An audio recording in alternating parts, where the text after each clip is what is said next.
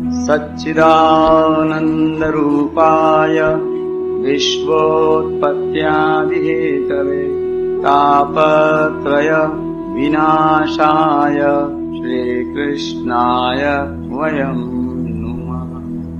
नारायणं नमस्कृत्य नरं चैव नरोत्तमं देवीं सरस्वतीं व्यासं ततो जयमुदीरये। श्रीमद्भागवत महापुराण। श्री सुखदेव जी महाराज की जय। श्री परीक्षित जी महाराज की जय। अनंत कोटि सब संत महात्माओं की सबकी वंदना करके आज अब श्रीमद् भागवत महापुराण का 6वां स्कंद आरंभ होता है। पहला अध्याय अजामिलोपाख्यान का प्रारंभ। राजा परीक्षित ने कहा, भगवान आप पहले द्वितीय स्कंद में निवृत्ति मार्ग का वर्णन कर चुके हैं तथा ये बतला चुके हैं कि उसके द्वारा अर्चिरादि मार्ग से जीव क्रमशः ब्रह्मलोक में पहुंचता है और फिर ब्रह्मा के साथ मुक्त हो जाता है।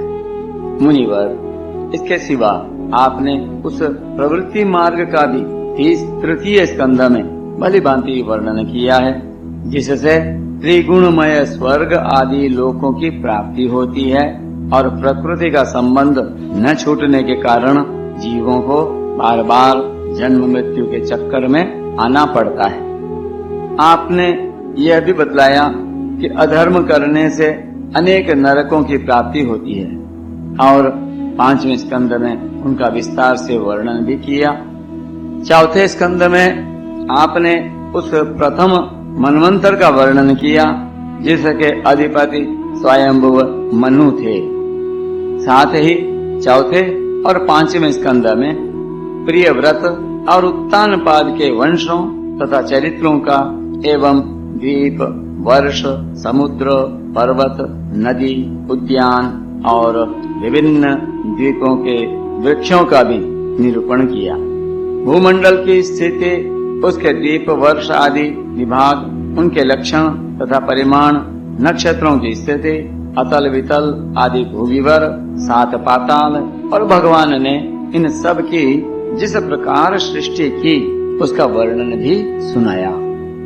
महाभाग, अब मैं वह उपाय जानना चाहता हूँ जिसके अनुष्ठान से मनुष्यों को अनेकानेक भयंकर यातनाओं से पूर्ण नरकों में न जाना पड़े। आप कृपा करके उसका उपदेश कीजिए।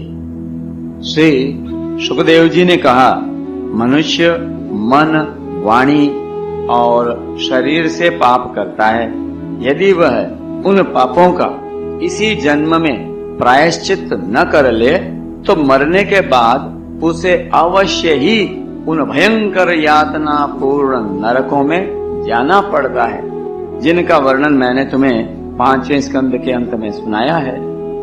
इसलिए बड़ी सावधानी और सजगता के साथ रोग एवं मृत्यु के पहले ही शीघ्र से शीघ्र पापों की गुरुता और लघुता पर विचार करके उनका प्रायश्चित कर डालना चाहिए। जैसे मर्मज्ञ चिकित्सक रोगों का कारण और उनकी गुरुता लघुता जानकर झटपट उनकी चिकित्सा कर डालता है। राजा परीक्षित ने पूछा, भगवान, मनुष्य ये राजदंड, समाजदंड आदि लौकिक और शास्त्रोक्त नरक गमन आदि पारलौकिक कष्टों से यह जानकर भी कि पाप उसका शत्रु है, पाप वासनाओं से विवश होकर बार बार वैसे कर्मों में प्रवृत्त हो जाता है। ऐसी स्थिति में उसके पापों का प्रायश्चित कैसे संभव है? मनुष्य कभी तो प्रायश्चित आदि के द्वारा पापों से छुटकारा पा लेता है, कभी हिड़ू नहीं करने लगता है। तो ऐसी स्थिति में मैं समझता हूँ कि जैसे स्नान करने के बाद धूल डाल लेने के कारण हाथी का स्नान व्यर्थ हो जाता है, वैसे ही मनुष्य का प्रायश्चित करना भी व्यर्थ ही है। श्री सुखदेव जी ने कहा, वस्तुतः कर्म के द्वारा ही कर्म का निर्बीज नाश नहीं होता, क्योंकि कर्म का अधिकारी अज्ञानी है। अज्ञान रहते पाप वासनाएं सर्वथा नहीं मिट सकती। इसलिए सच्चा प्रायश्चित तो तत्व ज्ञान ही है। जो पुरुष केवल सुपथ्य का ही सेवन करता है, उसे रोग अपने वश में नहीं कर सकते। वैसे ही परीक्षित, जो पुरुष नियमों का पालन करता है, वह धीरे धीरे पाप वासनाओं से मुक्त हो कल्याणप्रद तत्व ज्ञान प्राप्त करने में समर्थ होता है। जैसे बांसों के झुरमुट में लगी आग बांसों को जला डालती है, वैसे ही धर्मज्ञ और श्रद्धावान धीर पुरुष तपस्या, ब्रह्मचर्य, इंद्रिय दमन, मन की स्थिरता, दान, सत्य, बाहर भीतर की पवित्रता तथा यम एवं नियम, इन 9 साधनों से मन, वाणी और शरीर द्वारा किए गए बड़े से बड़े पापों को भी नष्ट कर देते हैं। भगवान की शरण में रहने वाले भक्तजन जो बिरले ही होते हैं, हो केवल भक्ति के द्वारा अपने सारे पापों को उसी प्रकार भस्म कर देते हैं जैसे सूर्य कुहरे को। केचे केवलया भक्त्या वासुदेव परायणः अगम धुन्वन्ति कार्त्स्न्येन निहारम इव भास्वरः। परीक्षित, पापी पुरुष की जैसी शुद्धि भगवान को आत्मसमर्पण करने से और उनके भक्तों का सेवन करने से होती है, वैसी तपस्या आदि के द्वारा नहीं होती। जगत में यह भक्ति का पंथ ही सर्वश्रेष्ठ, भय रहित और कल्याण स्वरूप है, क्योंकि इस मार्ग पर भगवत परायण सुशील साधु जन चलते हैं। परीक्षित, जैसे शराब से भरे घड़े को नदियां पवित्र नहीं कर सकती, वैसे ही बड़े बड़े प्रायश्चित बार बार किए जाने पर भी भगवत विमुख मनुष्य को पवित्र करने में असमर्थ है। जिन्होंने अपने भगवत गुणानुरागी मन मधुकर को भगवान श्री कृष्ण के चरणारविंद मकरंद का एक बार पान करा दिया, उन्होंने सारे प्रायश्चित कर लिए। वे स्वप्न में भी यमराज और उनके पाशधारी दूतों को नहीं देखते, फिर नरक की तो बात ही क्या है। सकृन् मनः कृष्ण पदारविन्दयोर निर्वेशितं तद्गुणरागियैरिह न ते यमं पाशभृतश्च तद्भटान् स्वप्नेऽपि पश्यन्ति चीर्ण निष्कृताः। परीक्षित, इस विषय में महात्मा लोग एक प्राचीन इतिहास कहा करते हैं। उसमें भगवान विष्णु और यमराज के दूतों का संवाद है। तुम मुझसे उसे सुनो। कान्यकुब्ज नगर कन्नौज में एक दासीपति ब्राह्मण रहता था। उसका नाम था अजामिल। दासी के संसर्ग से दूषित होने के कारण उसका सदाचार नष्ट हो चुका था। वह पतित कभी बटोइयों को बांधकर उन्हें लूट लेता, कभी लोगों को जुए के छल से हरा देता, किसी का धन धोखाधड़ी से ले लेता तो किसी का चुरा लेता। इस प्रकार अत्यंत निंदनीय वृत्ति का आश्रय लेकर वह अपने कुटुंब का पेट भरता था और दूसरे प्राणियों को बहुत ही सताता था। परीक्षित, इसी प्रकार वह वहां रहकर दासी के बच्चों का पालन पोषण करता रहा। इस प्रकार उसकी आयु का बहुत बड़ा भाग 88 वर्ष बीत गया। बूढ़े अजामिल के 10 पुत्र थे। उनमें सबसे छोटे का नाम था नारायण। माँ बाप उससे बहुत प्यार करते थे। वृद्ध अजामिल ने अत्यंत मोह के कारण अपना संपूर्ण हृदय अपने बच्चे नारायण को सौंप दिया था। वह अपने बच्चे की तोतली बोली सुन सुनकर तथा बाल सुलभ खेल देख देख कर भूला नहीं समाता था। अजामिल बालक के स्नेह बंधन में बंध गया था। जब वह खाता तब उससे भी खिलाता, जब पानी पीता तो उसे भी पिलाता। इस प्रकार वह अतिशय मूढ़ हो गया था। उसे इस बात का पता ही न चला कि मृत्यु मेरे सिर पर आ पहुंची है। वह मूर्ख इसी प्रकार अपना जीवन बिता रहा था कि मृत्यु का समय आ पहुंचा। अब वह अपने पुत्र बालक नारायण के संबंध में सोचने विचारने लगा। इतने में ही अजामिल ने देखा कि उसे ले जाने के लिए अत्यंत भयावनी 3 यमदूत आए हैं।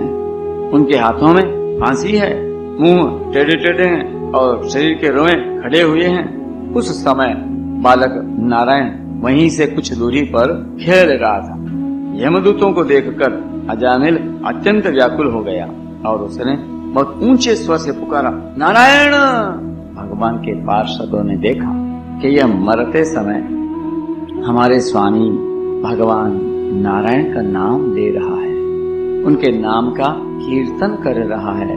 अतः वे बड़े वेग से झटपट वहां आ पहुंचे। अरे उस समय यमराज के दूत दासीपति अजामिल के शरीर में से उसके सूक्ष्म शरीर को खींच रहे थे। विष्णु दूतों ने उन्हें बलपूर्वक रोक दिया। उनके रोकने पर यमराज के दूतों ने उनसे कहा, अरे धर्मराज की आज्ञा का निषेध करने वाले तुम लोग हो कौन? तुम किसके दूत हो? कहां से आए हो? और इसे ले जाने से हमें क्यों रोक रहे हो? क्या तुम लोग कोई देवता, उपदेवता अथवा सिद्ध श्रेष्ठ हो? हम देखते हैं कि तुम सब लोगों के नेत्र कमल दल के समान कोमलता से भरे हैं। तुम पीले पीले रेशमी वस्त्र पहने हो, तुम्हारे सिर पर ये मुकुट, कानों में कुंडल और गलों में कमल के हार लहरा रहे हैं। सबकी नई अवस्था है, सुंदर सुंदर 4 भुजाएं हैं। सभी के कर कमलों में धनुष, तरकस, तलवार, गदा, शंख, चक्र, कमल आदि सुशोभित हैं। तुम लोगों की अंग कांति से दिशाओं का अंधकार और प्राकृत प्रकाश भी दूर हो रहा है। हम धर्मराज के सेवक हैं, हमें तुम लोग क्यों रोक रहे हो? श्री सुखदेव जी महाराज कहते हैं, परीक्षित, जब यमदूतों ने इस प्रकार कहा तब भगवान नारायण के आज्ञाकारी पार्षदों ने हंसकर मेघ के समान गंभीर वाणी से उनके प्रति यूं कहा। भगवान के पार्षदों ने कहा, यमदूतों, यदि तुम लोग सचमुच धर्मराज के आज्ञाकारी हो तो हमें धर्म का लक्षण और धर्म का तत्व सुनाओ। दंड किस प्रकार दिया जाता है? दंड का पात्र कौन है? मनुष्यों में सभी पापाचारी दंडनीय हैं अथवा उनमें से कुछ ही? यमदूतों ने कहा, वेदों ने जिन कर्मों का विधान किया है वे धर्म है और जिनका निषेध किया है वे अधर्म है। वेद स्वयं भगवान के स्वरूप है, वे उनके स्वाभाविक श्वास प्रश्वास एवं स्वयं प्रकाश ज्ञान है, ऐसा हमने सुना है। जगत के रजोमय, सत्वमय और तमोमय सभी पदार्थ, सभी प्राणी अपने परम आश्रय भगवान में ही स्थित रहते हैं। वेद ही उनके गुण, नाम, कर्म और रूप आदि के अनुसार उनका यथोचित विभाजन करते हैं। जीव शरीर अथवा मनोवृत्तियों से जितने कर्म करता है उसके साक्षी रहते हैं सूर्य, अग्नि, आकाश, वायु, इंद्रियां, चंद्रमा, ये संध्या, रात, दिन, ये दिशाएं, ये जल, पृथ्वी, काल और धर्म, इनके द्वारा अधर्म का पता चल जाता है और तब दंड के पात्र का निर्णय होता है। पाप कर्म करने वाले ये सभी मनुष्य अपने अपने कर्मों के अनुसार दंडनीय होते हैं। निष्पाप पुरुषों, जो प्राणी कर्म करते हैं उनका गुणों से संबंध रहता ही है, इसीलिए सभी से कुछ पाप और कुछ पुण्य होते ही हैं और देहवान होकर कोई भी पुरुष कर्म किए बिना रह ही नहीं सकता। इस लोक में जो मनुष्य जिस प्रकार का और जितना अधर्म या धर्म करता है वह परलोक में उसका उतना और वैसा ही फल भोगता है। देव शिरोमणियों, सत्व, रज और तम, इन 3 गुणों के भेद के कारण इस लोक में भी 3 प्रकार के प्राणी दिख पड़ते हैं। पुण्यात्मा, पापात्मा और पुण्य पाप दोनों से युक्त, अथवा सुखी, दुखी और सुख दुख दोनों से युक्त। वैसे ही परलोक में भी उनकी त्रिविधता का अनुमान किया जाता है। वर्तमान समय ही भूत और भविष्य का अनुमान करा देता है, वैसे ही वर्तमान जन्म के पाप पुण्य भी भूत और भविष्य जन्मों के पाप पुण्य का अनुमान करा देते हैं। हमारे स्वामी अजन्मा भगवान सर्वज्ञ यमराज सबके अंतःकरणों में ही विराजमान हैं। इसलिए वे अपने मन से ही सबके पूर्व रूपों को देख लेते हैं। वे साथ ही उनके भावी स्वरूप का भी विचार कर लेते हैं। जैसे सोया हुआ ज्ञानी पुरुष स्वप्न के समय प्रतीत हो रहे कल्पित शरीर को ही अपना वास्तविक शरीर समझता है, सोए हुए अथवा जागने वाले शरीर को भूल जाता है। वैसे ही जीव भी अपने पूर्व जन्मों की याद भूल जाता है और वर्तमान शरीर के सिवा पहले और पिछले शरीरों के संबंध में कुछ भी नहीं जानता। सिद्ध पुरुषों, जीव इस शरीर में 5 कर्मेंद्रियों से लेना देना, चलना फिरना आदि काम करता है और 5 ज्ञानेंद्रियों से रूप रस आदि 5 विषयों का अनुभव करता है और 16वें मन के साथ 17वां वह स्वयं मिलकर अकेले ही मन, ज्ञानेंद्रिय और कर्मेंद्रिय इन तीनों के विषयों को भोगता है। जीव का यह 16 कला और सत्वादि 3 गुणों वाला लिंग शरीर अनादि है। यही जीव को बार बार हर्ष, शोक, भय और पीड़ा देने वाले जन्म मृत्यु के चक्कर में डालता है। जो जीव अज्ञानवश काम, क्रोध, लोभ, मोह, मद, मत्सर इन 6 शत्रुओं पर विजय प्राप्त नहीं कर लेता, उसे इच्छा न रहते हुए भी विभिन्न वासनाओं के अनुसार अनेकों कर्म करने पड़ते हैं। ऐसी स्थिति में वह रेशम के कीड़े के समान अपने को कर्म के जाल में जकड़ लेता है और इस प्रकार अपने हाथों मोह का शिकार बन जाता है। कोई शरीरधारी जीव बिना कर्म किए कभी एक क्षण भी नहीं रह सकता। प्रत्येक प्राणी के स्वाभाविक गुण बलपूर्वक विवश करके उससे कर्म कराते हैं।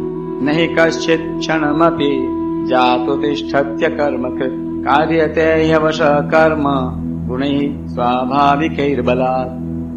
जीव अपने पूर्व जन्मों के पाप पुण्यमय संस्कारों के अनुसार स्थूल और सूक्ष्म शरीर प्राप्त करता है। उसकी स्वाभाविक एवं प्रबल वासनाएं कभी उसे माता के जैसा ये स्त्री रूप बना देती है तो कभी पिता के जैसा पुरुष रूप।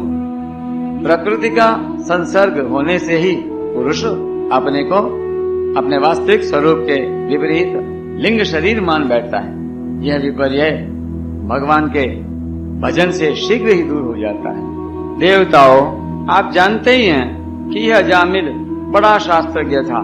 शील, सदाचार और सद्गुणों का तो यह खजाना ही था।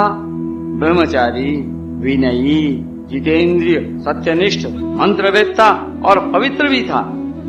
इसने गुरु, अग्नि, अतिथि और वृद्ध पुरुषों की सेवा की थी। अहंकार तो इसमें था ही नहीं। यह समस्त प्राणियों का हित चाहता, उपकार करता, आवश्यकता के अनुसार ही बोलता और किसी के गुणों में दोष नहीं ढूंढता था। एक दिन यह ब्राह्मण अपने पिता के आदेशानुसार वन में गया और वहां से फल फूल, समीधा तथा कुश लेकर घर के लिए लौटा। लौटते समय इसने देखा कि एक भ्रष्ट शूद्र जो बहुत कामी और निर्लज्ज है, शराब पीकर किसी वेश्या के साथ विहार कर रहा है और वेश्या भी शराब पीकर मतवाली हो रही है। नशे के कारण उसकी आंखें नाच रही हैं। वह अर्ध नग्न अवस्था में हो रही है। वह शूद्र उस वेश्या के साथ कभी गाता, कभी हंसता और कभी तरह तरह की चेष्टाएं करके उसे प्रसन्न करता है। निष्पाप पुरुषो, शूद्र की भुजाओं में अंगराग आदि कामोद्दीपक वस्तुएं लगी हुई थीं और वह उनसे उस उल्टा का आलिंगन कर रहा था। अजामिल उन्हें इस अवस्था में देखकर सहसा मोहित और काम के वश हो गया। यद्यपि अजामिल ने अपने धैर्य और ज्ञान के अनुसार अपने काम वेग से विचलित मन को रोकने की बहुत चेष्टाएं की, परंतु पूरी शक्ति लगा देने पर भी वह अपने मन को रोकने में असमर्थ रहा। उस वेश्या को निमित्त बनाकर काम पिशाच ने अजामिल के मन को ग्रस लिया। इसकी सदाचार और शास्त्र संबंधी चेतना नष्ट हो गई। अब यह मन ही मन उसी वेश्या का चिंतन करने लगा और अपने धर्म से विमुख हो गया। अजामिल सुंदर सुंदर वस्त्र आभूषण आदि वस्तुएं जिनसे वह प्रसन्न होती ले आता। यहाँ तक कि इसने अपने पिता की सारी संपत्ति देकर भी उसी कुलटा को रिझाया। यह ब्राह्मण उसी प्रकार की चेष्टा करता जिससे वह वेश्या प्रसन्न हो।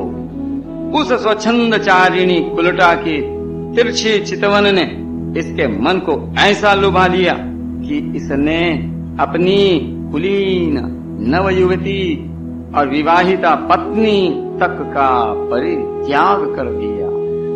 इसके पाप की भी भला कोई सीमा है? यह कुबुद्धि न्याय से अन्याय से जैसे भी जहाँ कहीं भी धन मिलता वहीं से उठा लाता।